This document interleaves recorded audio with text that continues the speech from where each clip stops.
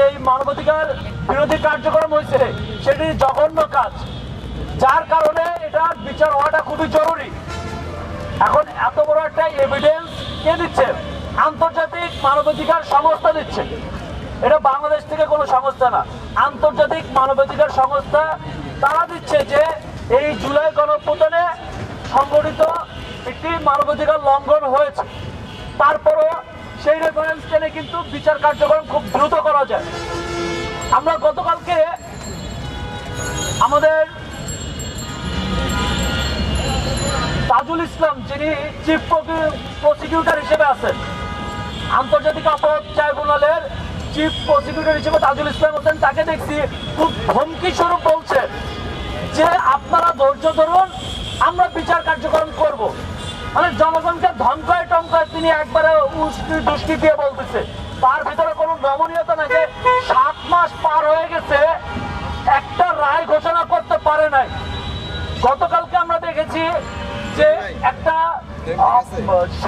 গাজীপুরের 5 জন পুলিশ অফিসারে তারা আপনার করবে, মামলার শুনানি হবে, তার জন্য 3 মাস সময় নিছে, 3.5 মাস সময় নিচ্ছে। যে জুন মাসের 15 তারিখে মামলার শুনানি করবে কেমন? যেখানে ভিডিও এভিডেন্স হয়েছে, তারা লাশ পুরাইছে, এই পুলিশ অফিসাররা সরাসরি গুলি করছে, তাদের ভিডিও এভিডেন্স ছবি রয়েছে। তারপরে কি হবে? তাজুল ইসলাম বা হচ্ছে তাদের এই আন্তর্জাতিক অপরাধ ট্রাইব্যুনালের যে বেঞ্চ হয়েছে, তারা 3 মাস দিচ্ছে শুধুমাত্র কিসের জন্য? শোনার জন্য, শুনানি করার জন্য। তাহলে কবে সেই শুনানিগুলো? একটা শুনানিতে তো রায় ঘোষণা হবে না। আপনারা জানেন বাংলাদেশের আইনে শুনানি করবে, সেখানটায় সরকার পক্ষ, বাদী পক্ষ, তারা আবার শুনানি চাবে, রিট করবে, তারপরে যে একটা রায় হবে। তাহলে সেই রায়টা কবে হবে আমরা সন্দেহ। যদি শুনানি হইতে 3 মাস সময় নেয়, তাহলে যদি তাদের সক্ষমতা না থাকে, তাহলে তাদের সক্ষমতা বাড়ানোর জন্য অধিক পরিমাণ আইনজীবী নিয়োগ দিতে হবে, অধিক পরিমাণ তাদেরকে আপনার বিচারক নিয়োগ দিতে হবে, সেটা পরিধি বাড়াতে হবে। কিন্তু এই বিচার কার্যক্রম দ্রুত সময়ের মধ্যে করতে হবে। বিচার কার্যক্রমে যে হেলামি করা হচ্ছে, তারিখ পে তারিখ দেওয়া হচ্ছে, কিন্তু বিচার আর হচ্ছে না, রায় হচ্ছে না। যাত্রাবাড়িতে তাইম হত্যাকাণ্ড আপনারা সবাই দেখেছেন। যাত্রাবাড়ি থানার ওসি কিভাবে গুলি চালিয়েছে, তাইমের উপরে গুলি লেগে সে অসুস্থ পড়ে গেছে, তার বন্ধু তাকে টানতেছে পিছের দিকে, সেখানে সরাসরি তার বুকের ভিতর গুলি চালিয়েছে। এই পুলিশ অফিসারের রায় দিতে কতদিন সময় লাগে? আমাদের প্রশ্ন, এই চিফ প্রসিকিউটর তাজুল ইসলামের কাছে প্রশ্ন, সেটা কালকে ধমকাইলো জনগণকে, সেই ধমকির সভা আমি বলতে চাই, কতদিন সময় প্রয়োজন আপনার সেই রায়টা দেওয়ার জন্য? যেখানে সরাসরি মিডিয়ার সামনে, সারা জনগণের সামনে অনেক ভিডিও এভিডেন্স আছে যাত্রাবাড়িতে কিভাবে গণহত্যা চালানো হয়েছে। 5 তারিখে 15 জনকে সরাসরি হত্যা করেছে থানার সামনে। সেই অফিসারদেরকে আপনার রায় দিতে কেন আপনার এত দেরি হচ্ছে? আমি আরেকটু জিনিস রেফারেন্স জানতে চাই। গতকালকে এই একই বিষয়ে গণহত্যার বিচারের দাবিতে যখন বিএনপির একজন স্থায়ী কমিটির সদস্য আমির খসরু মাহমুদ চৌধুরী স্যারকে প্রশ্ন করা হয়েছিল, সাংবাদিকরা প্রশ্ন করছে গণহত্যার বিচার এবং নির্বাচনকে আপনি কিভাবে দেখছেন? উনি বলছেন নির্বাচন এবং বিচারের সাথে কোনো সম্পর্ক নাই। আমরা বলতে চাই অবশ্যই সম্পর্ক আছে। এই অন্তর্বর্তীকালীন সরকারের প্রথম এবং প্রধান কাজ ছিল গণহত্যায় যে 2000 অধিক আমাদের ভাইরা শহীদ হয়েছে তাদের বিচার কার্যক্রম করা।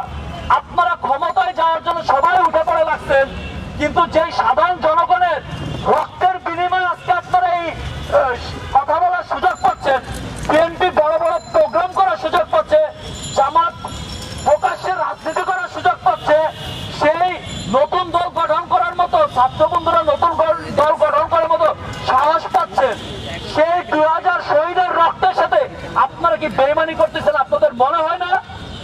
অবশ্যই আপনারা বেইমানি করতেছেন। তাদের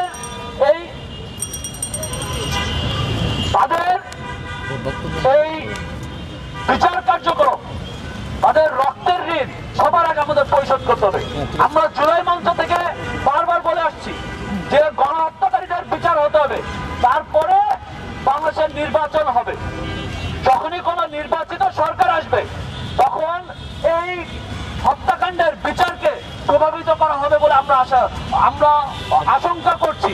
বিগত সময় আমরা দেখেছি একটি দল বিচার কার্যক্রম করতেছে, দলীয় প্রভাব খেটিয়েছে এবং দলীয় লোকদেরকে বাঁচিয়ে ভিন্ন মতকে দাবিয়ে রাখার জন্য বিচার কার্যক্রমকে প্রভাবিত করেছে।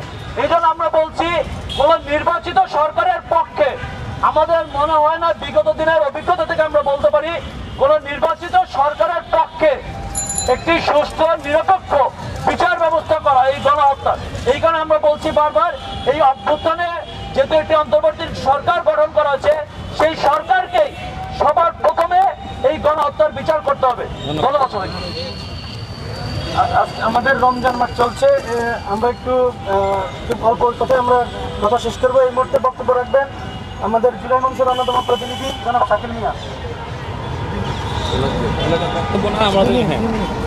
প্রথমেই আমার প্রিয় সাংবাদিক ভাইদেরকে শুভেচ্ছা জানাচ্ছি এবং আজকে আমরা এখানে দেখেন দীর্ঘদিন ধরে অবস্থান করছি। সারা বাংলাদেশের মানুষ যারা আছেন, দেশপ্রেমিক বিপ্লবী ছাত্র জনতা আছেন, সবাইকে আমি আমার এই জুলাই মঞ্চের পক্ষ থেকে আমার শুভেচ্ছা জানাচ্ছি। আজকে এখন এমন একটি মুহূর্তে আমরা এখানে অবস্থান করছি যখন রাজনৈতিক অনৈক্য দেখা দিচ্ছে। আমাদের যে ফেসিবাদ বিরোধী যে শক্তিগুলো ছিল, সেই শক্তিগুলোর মধ্যে একটি দ্বিধা বিভক্তি দেখা যাচ্ছে। আজকে আমরা অত্যন্ত প্রত্যাশা করেছিলাম এই অন্তর্বর্তীকালীন সরকার প্রতিষ্ঠা হওয়ার পর, তারা সরকারে আসার পর সর্বপ্রথম দায়িত্ব নিয়ে এই যে খুনি সন্ত্রাসী গণহত্যাকারী যারা আছে তাদেরকে বিচারের আওতায় আনবে এবং পুলিশ প্রশাসন সহ যে জায়গায় আওয়ামী লীগ, ছাত্রলীগ, যুবলীগের দোসররা আছে, দালালরা আছে, তাদেরকে বিচারের আওতায় আনবে। কিন্তু সেটা না করে আজকের রাজনৈতিক অঙ্গনে একটি অনৈক্য দেখা দিচ্ছে। আজকে ডক্টর মোহাম্মদ ইউনূস সারা দেশব্যাপী, সারা বিশ্বব্যাপী তিনি বক্তব্য দিয়ে বেড়ান। আমরা তাকে অনেক শ্রদ্ধা করি, সম্মান করি, তার কাছে আমাদের অনেক প্রত্যাশা। কিন্তু সেখানে আসার পর তিনি স্বরাষ্ট্র উপদেষ্টা হিসেবে কাকে দায়িত্ব দিলেন? আমার কাছে মনে হয় তিনি গ্রামের চাচাতো ভাই। তো এই জায়গা থেকে আমরা তাদের কাছে যে আমরা সারা বাংলাদেশের মানুষের কাছে যে একটি ঐক্যের রাজনীতি চাই, সেই ঐক্য বিনষ্ট করার পিছনে কিন্তু দেশি বিদেশি ষড়যন্ত্র কাজ করছে। সেই দেশি বিদেশি ষড়যন্ত্রকে প্রতিহত করার জন্য আমাদের জাতীয় ঐক্যটা অত্যন্ত জরুরি। বিএনপি, জামাত বা আমাদের আপনার অনেক যে ছোট ছোট দলগুলো আছে, আজকে এখানে ছাত্র নেতা যারা আজকে সারা দেশে অনেক জ্ঞান দিয়ে বেড়াচ্ছেন, এখানে কে নির্যাতনের শিকার হয় না। করার পরেও সবাই যে ঐক্যবদ্ধভাবে একটি প্ল্যাটফর্মে আসবে, সেই সুযোগটা হচ্ছে না।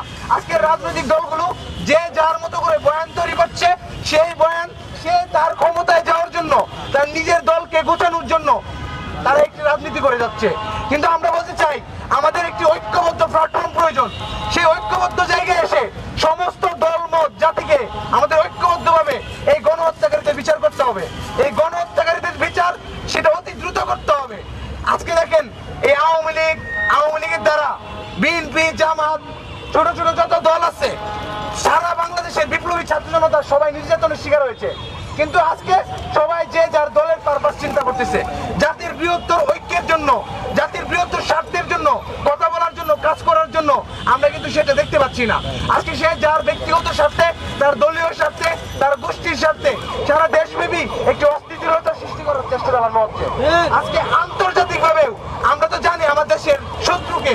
আজকে বাংলাদেশের অভ্যন্তরীণ রাজনীতি হস্তক্ষেপ চালায় ভারতীয় আধিপত্যবাদ যারা কায়েম করতে চায়, তারা সেই ভারতীয় আধিপত্যবাদ এদের বিরুদ্ধে আমাদের জাতীয় ঐক্য প্রয়োজন, রাজনৈতিক দলগুলোর ঐক্য প্রয়োজন।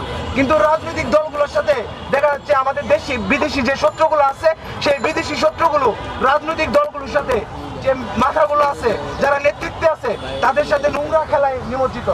আজকে বিশ্ব রাজনীতির দিকে তাকান, ডোনাল্ড ট্রাম্প ক্ষমতায় আসার পর আওয়ামী লীগের নেতাকর্মীরা তারা দেখা যাচ্ছে আপনার এই ডোনাল্ড ট্রাম্পের প্লেকার্ড নিয়ে মিছিল করে, মিটিং করে।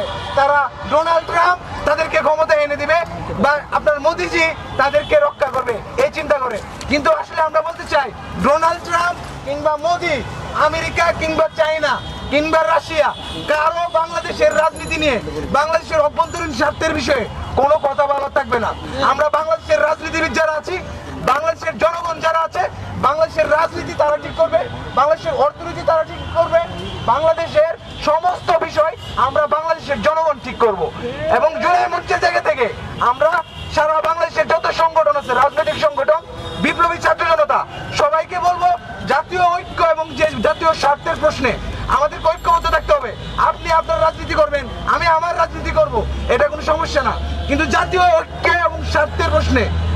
কোনো দ্বিমত নাই, আমাদের কোনো দ্বিধা বিভক্তি নাই। আমি এই কথাটাই বলতে চাই। আজকে জুলাই মঞ্চের এই জায়গা থেকে আমরা বলতে চাই, গণ হত্যাকারীদের বিচারের প্রশ্নে এবং সেটা অতি দ্রুত বিচারের প্রশ্নে আমাদের কোনো আপোষ করা চলবে না, কোনো রাজনৈতিক দ্বিধা বিভক্তি রাখা যাবে না। আজকে গণ হত্যাকারীদের বিচারের প্রশ্নে যারা রাজনৈতিক দ্বিধা বিভক্তি সৃষ্টি করবে, রাজনৈতিক অনৈক্য সৃষ্টি করবে, আমরা তাদেরকে বলে দিব আপনারা সাবধান হয়ে যান। এই দেশের জনগণ বারবার রক্ত দিয়েছে, আমরা প্রয়োজন হলে আমরা আবারও রক্ত দিব। এই দেশের জনগণ শুধুমাত্র ৭১-এর জন্য রক্ত দেয় নাই, ৪৭-এর শুধু ৪৭ ইতিহাস না, এদেশের জনগণের ইতিহাস হাজার বছরের ইতিহাস, এবং হাজার বছরে দেখা যাচ্ছে আমরা এদেশের জনগণ বারবার রক্ত দিয়ে এদেশের মানুষ মুক্তি এনেছে। সেই মুক্তিকে ধরে রাখতে হবে। আজকে গণ অভ্যুত্থান পরবর্তী পর্যায়ে আমরা প্রত্যাশা করেছিলাম এই উপদেষ্টা পরিষদ অত্যন্ত যৌক্তিকভাবে একটি সুন্দর বাংলাদেশ উপহার দিবে, কিন্তু আমরা তাদের কাছে সেই প্রত্যাশাটা আমরা পূরণ করতে পারছি না। আমাদের স্বরাষ্ট্র উপদেষ্টা পর্যায়ে একজন যিনি আছেন, তিনি অনেক উল্টাপাল্টা কথা বলেন। আমাদের দেশের অনেক জায়গায় আমাদের যে ছাত্র জনতা আছেন, বিপ্লবী ছাত্র জনতা, তাদের মধ্যে অনৈক্য দেখা দিচ্ছে। আমি তাদেরকে সবাইকে বলবো আমাদের ঐক্য ধরে রাখতে